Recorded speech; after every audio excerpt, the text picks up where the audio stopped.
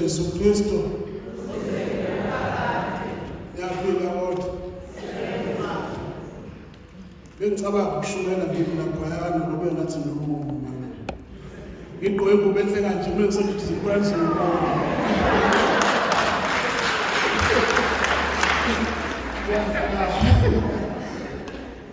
Bazalwane ngizoba mfishane kakhulu.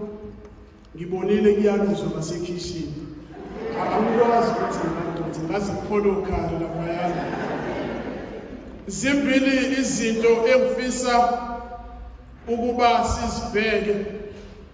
Ngeviki edlule ubaba uHlabangani wakhuluma ngentaba ukuthi indawo enokungcwele, indawo lapho sinyukela khona siyohlangana noNkulunkulu. Basakhumbula ngesabazalwane.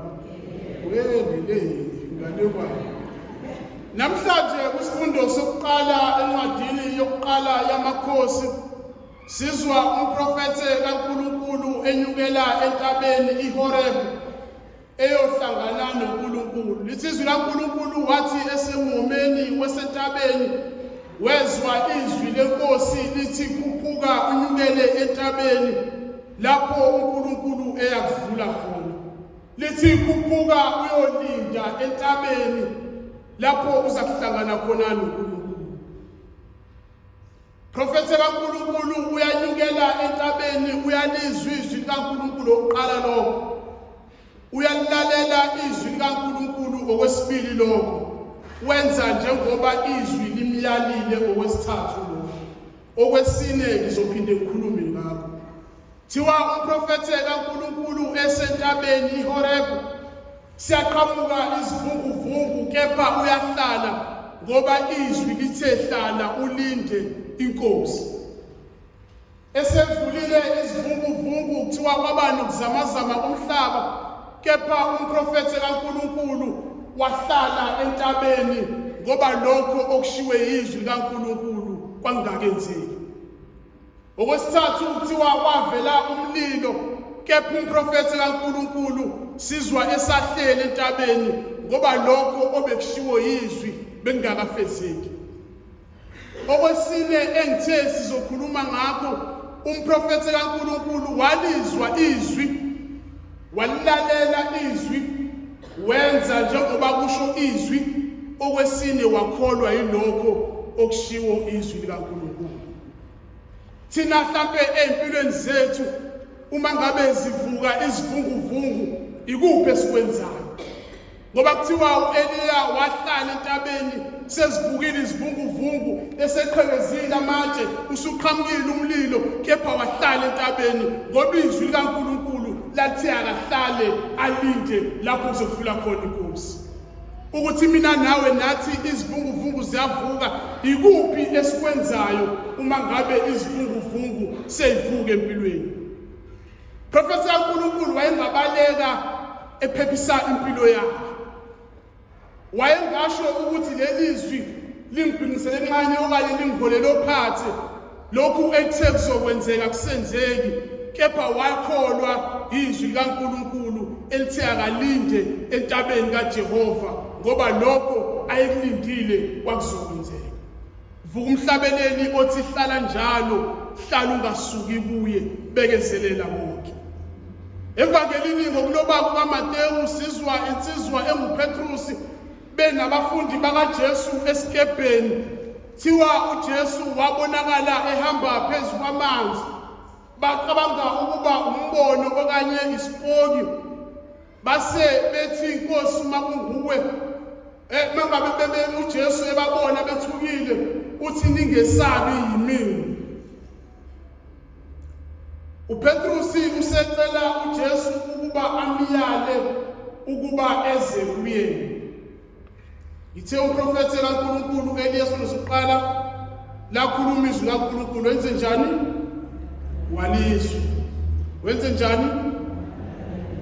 Wenze njani osithathu? Wenze njani? Angisezwa manje. Wenza njengoba kushiso. Okwesifona wakholwa ilokho okwakushiwo izwi likaNkulunkulu.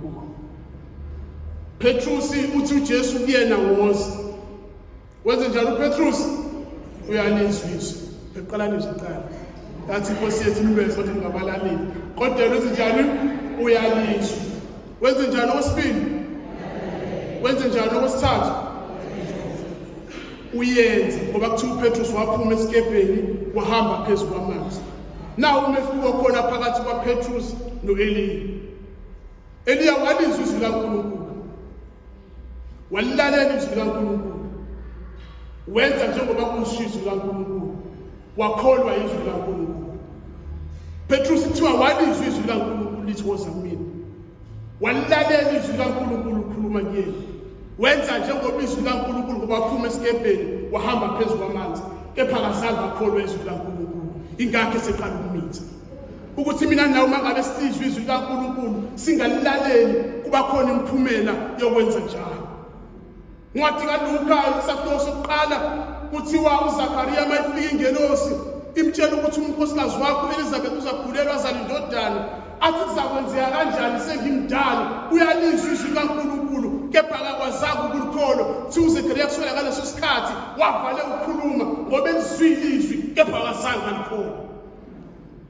Okwesibili engifisa ukuba sikubheke ivangeli likaMateyu, ivangeli leli elidume kakhulu okanye silazi kakhulu uJesu ehamba phezu kwamanzi. Kepha kunamazwi ashiwa umpostoli uPetrusi angihlaba umkhwele. Thiwa uPetrusi wathi mangabe sembona uJesu wathi Nkosi uma kunguwe ngiyami ukuba ngihamba phezu kwalamanzi. Nkosi uma kunguwe, Lord, if it is you, command me to walk on this water. Akasho ukuthi Nkosi isusa lamanzi njengoba wenza olwandle libomvu abantwana bakwaIsrael bahamba ugwadule. Kepha uthi Nkosi uma ngabe kunguwe mangihambe phezu kwalamanzi.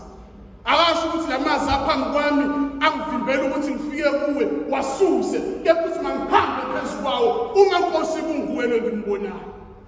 Hleze nathi lezinto ezisifumanisa noNkulunkulu bese ngamtshela sithi Nkosi uma kunguwe ngenze ngihambe phezu kwalama challenges engibhekene nawo. Nkosi uma ngabe kunguwe lo ngimbonayo ngenze ukuba ngibhekane nesimo engibhekene naso. Nkosi uma ngabe kunguwe lo ngizokumamukela ngisindise lo buhlungu enginalo enhlizweni yami. Nkosi uma ngabe kunguwe lo ngimkhonzayo ngimdumisa ngikhuleka kuye imkhuleko yami yizwe Nkosi. Nkosi uma ngabe kunguwe umphela umndeni ngipha amandla ukwazi ukunakekela. Nkosi uma ngabe kunguwe ongiphilela abantwana ngipha amandla ukubakhulisa ngobuqotho. Nkosi uma ngabe kunguwe ongiphilela ibizo lobupriest pho kungani ngasathembeki kulona. Nkosi uma ngabe kunguwe ongiphilela isakramente lomshado pho kungani ngasathembekile kulona. Nkosi uma ngabe kunguwe ongiphilela umsebenzi kungani kungasawuhloniphi namhlanje. Nkosi uma ngabe kunguwe ongiphilela isikhundla kungani sengicindezela abanye abantu. Nkosi uma ngabe kunguwe zibonakalise empilweni yami. Nkosi uma ngabe kunguwe ethi uma ngabe ngisuka ekhaya ngeze kule nkonzo uyakwazi ngikuzele kuwena. Kepha Nkosi uma ngabe kunguwe uzwe lokukhala kwami. Hlezi babengabona betshela ukuthi umbono babethe mhlawumbe akusiyena uNkulunkulu. Ngoba kwesinye isikhathi mhlawumbe siyenza sisisaze uNkulunkulu kanti asisazile uNkulunkulu.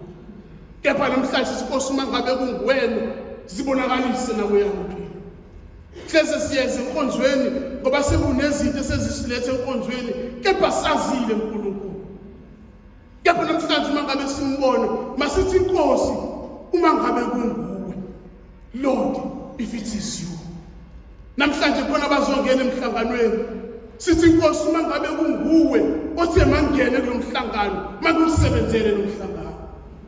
Nkosi uma ngabe kunguwe othi angungene lo mhlangano mangikhuthale lo mhlangano. Nkosi uma ngabe kunguwe owathi angijoyine lo mhlangano kungani Nkosi engiphenduka isihlava lo mhlangano. Nkosi uma ngabe kunguwe owathi angizokhonza kuleli bandla elikatholika pho kungani sengiyidungamuze eperishini. Nkosi uma ngabe kunguwe owangiletha ngomphakathi engihlala kuwo wathi angiwuhole kungani Nkosi engikuholelo phansi. Nkosi uma ngabe kunguwe mayenzeke yakhe intaba.